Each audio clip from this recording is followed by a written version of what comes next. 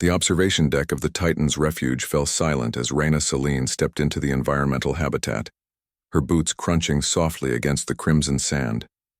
Every eye, compound, crystalline, and multifaceted, watched the human with varying degrees of concern, curiosity, and outright horror.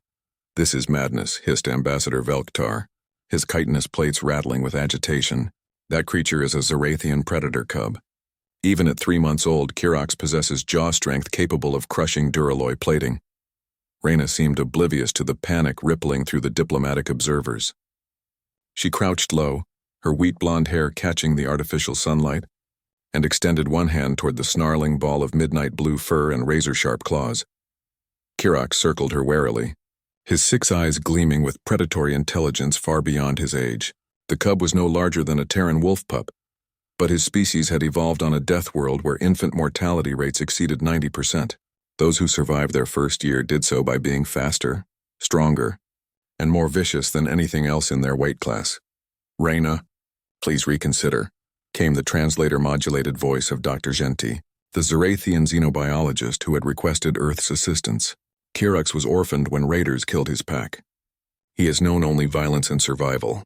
He will not understand your gestures of affection.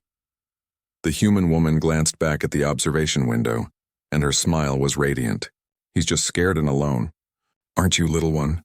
Kirox's growl intensified, a sound that vibrated through the deck plating. His haunches tensed. "She's going to die," muttered Velktar. "The Council will never approve human integration after this disaster." The cub launched himself through the air with explosive force, claws extended, jaws agape to reveal 3 rows of needle-like teeth designed to tear through bone and sinew. He moved with the terrifying grace of an apex predator, a blur of lethal intent aimed directly at Reyna's throat. What happened next would be analyzed, debated and replayed across 1,000 worlds for generations to come. Reyna Selene moved, her reflexes sharpened by Earth's higher gravity and evolutionary arms race spanning millions of years activated with startling precision. She twisted her body sideways, hands shooting out to intercept the cub's trajectory. Her fingers closed around Kirox's midsection, just as his claws would have shredded her carotid artery. But instead of throwing the creature away or restraining it defensively, Reyna did something utterly incomprehensible to every observer present. She laughed. Pure, delighted laughter rang through the habitat as she caught the 40-pound predator midair and spun around, using his own momentum to carry them both in a graceful pirouette. Kirox's snarl transformed into a confused yelp as the world whirled around him, his claws grasping at nothing but air. "There we go. What a jump," Reyna exclaimed, her voice filled with genuine joy. "You're such a strong boy, aren't you?" "Yes, you are." She completed the spin and brought Kirox close to her chest, supporting his weight with practiced ease. The cub struggled for exactly 3 seconds before something in his primitive brain short-circuited. The human scent washed over him, not fear, not aggression, but something warm and safe that his genetic memory couldn't quite categorize. Reyna's fingers found the spot, behind his audio receptors, and began to scratch. Gently, Kirox's struggles ceased entirely.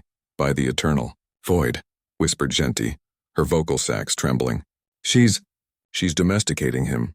"Impossible," Velktar insisted, but his voice lacked conviction. "Zarathians cannot be domesticated. They are pure predators. Their brain chemistry doesn't allow for pack bonding outside their species." On the habitat floor, Kirox's body began to relax in Reyna's arms.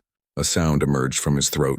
Not a growl, not a snarl, but something the observers had never heard from a Zarathian before. A rumbling, rhythmic vibration. He was purring. Reyna sat down in the sand, settling Kirox in her lap. "Your species made a mistake," she said, loud enough for the translators to pick up her words.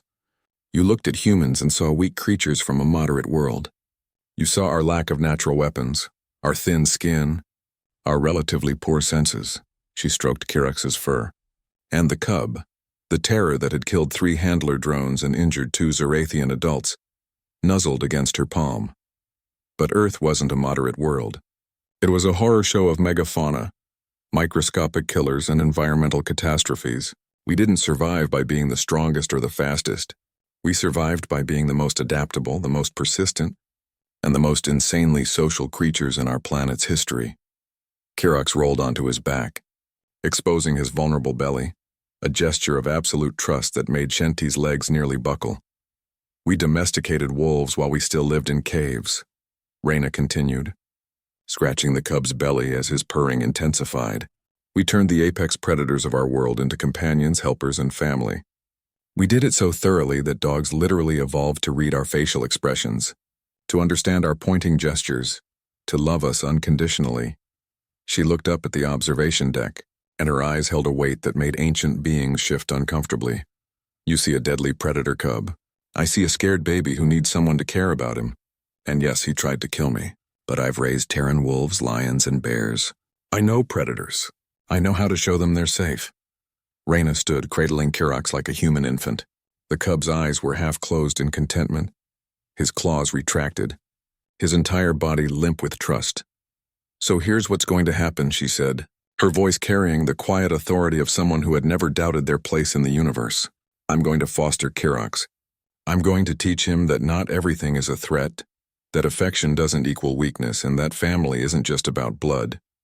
And when he's grown, he'll be the first Zarathian who understands what humans really are.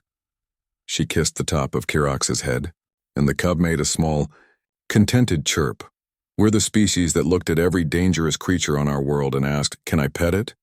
And we're the species that turned predators into protectors, that made tools from rocks and reached for the stars. We don't conquer nature. We befriend it, adapt to it, and make it part of our pack.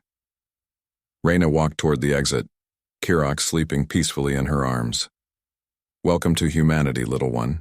You're safe now. Behind her, the diplomatic observers stood in stunned silence, watching a human woman carry away their nightmares as if it were the most natural thing in the galaxy. Perhaps they were beginning to realize it was.